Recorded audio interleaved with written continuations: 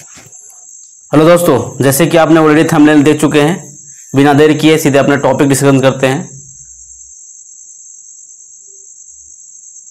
10 साला व्यवस्था या हम लोग जब्ती व्यवस्था भी इसको कह सकते हैं। 10 साला व्यवस्था या जब्ती व्यवस्था को अगर अपनी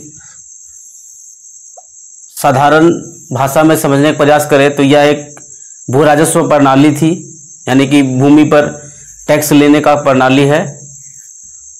और इसका शुरुआत अकबर काल में शुरू हुआ था और ये 10 वर्षों के बाद, यानी कि जो भूमि पर जो कर लिया जाता था हर एक साल ना लेकर के 10 वर्षों के बाद लिया था, इसीलिए 10 साला व्यवस्था इसका नाम पड़ा। नाम से भी आप जब समझ सकते हैं कि 10 यानी 10 साल का ये कर लेने का मतलब प्रक्रिया था। उसी 10 से बना 10 साला। ठीक है, अब हम लोग इसको परिभाषा पर समझते हैं, ध्यान से समझिएगा। 10 साला व्यवस्था या जब्ती व्यवस्था एक भू राजस्व प्रणाली थी जिसे मुगल सम्राट अकबर ने अपने वित्त मंत्री राजा टोडरमल की मदद से 1580 ईस्वी में शुरू किया था। यह व्यवस्था मुख्य रूप से किसानों से कर इकट्ठा करने के लिए बनाई गई थी, यानी किसान से कर इकट्ठा करने के लिए ये बनाई गई थी। अब किसान कर कहाँ से देंगे?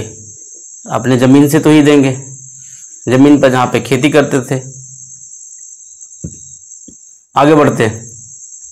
अगर इसमें क्वेश्चन जो पूछा जाता है तो यहाँ से क्वेश्चन जो 10 साला व्यवस्था से पूछा जाता है, 10 साला व्यवस्था कब आया था, तो अकबर काल में लिख देगा।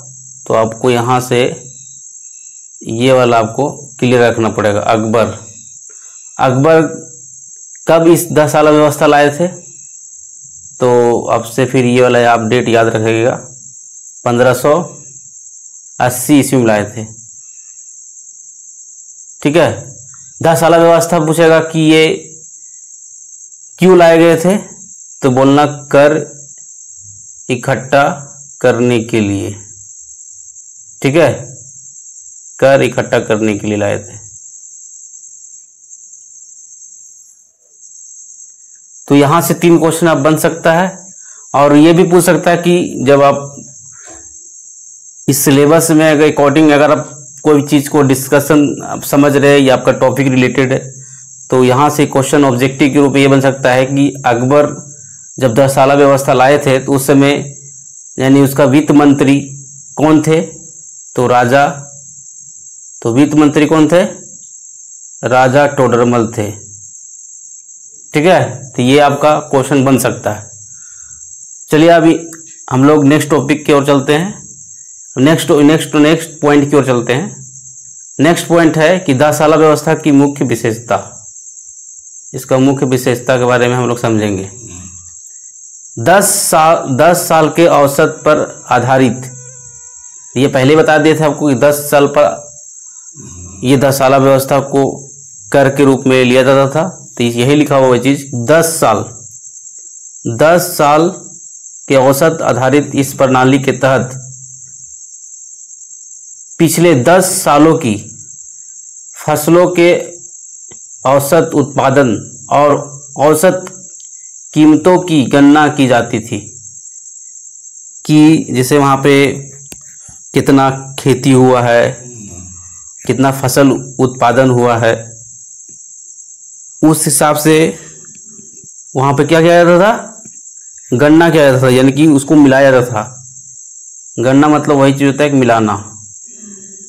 इस औसत के आधार पर अगले 10 सालों के लिए राजस्व तय किया जाता था और फिर वहाँ पे उस जगह का राजस्व यानी राजस्व जो है भू राजस्व तय किया जाता था।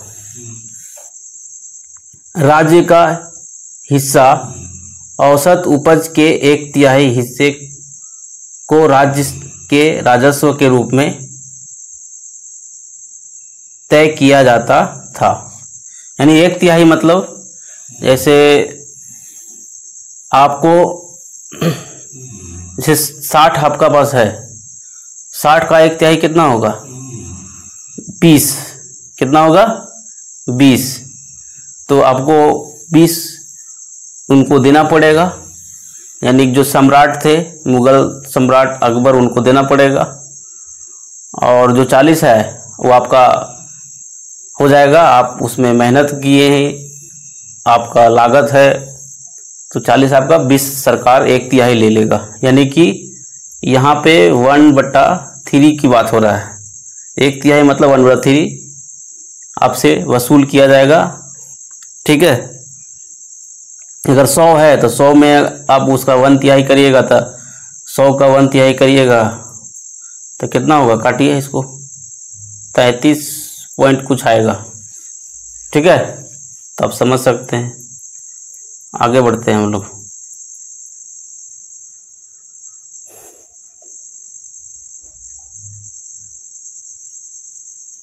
राजस्व के रूप में तय किया जाता था, जिसे नकद में वसूला जाता था। अब इसको नकद में वसूल भी किया जाता था। भूमि का वर्गीकरण। अब जो भूमि का जो वर्गीकरण है उसको हम लोग समझते हैं। ठीक है, भूमि का वर्गीकरण।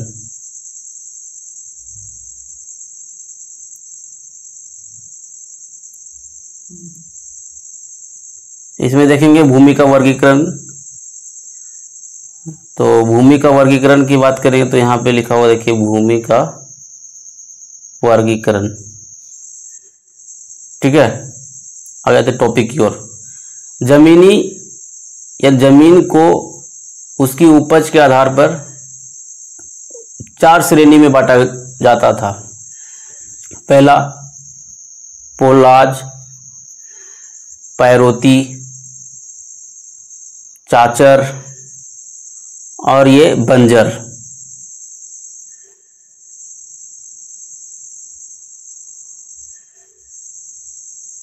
ठीक है, तो टोटल 4 वो है, जिसमें से आप यहाँ पे देख सकते हैं 1 नंबर, 2 नंबर, 3 नंबर, 4 नंबर। ठीक है, चारों को हम लोग समझते हैं। पोलाज वह जमीन जिस पर लगातार खेती होती थी। परोती वह जमीन जो कुछ समय के लिए खाली छोड़ दिया जाता था या छोड़ दिया जाती थी, ऐसे बोल सकते हैं। चाचर वह जमीन जो 3 से 4 साल तक खाली रहता था या रहती थी, लिखा हुआ।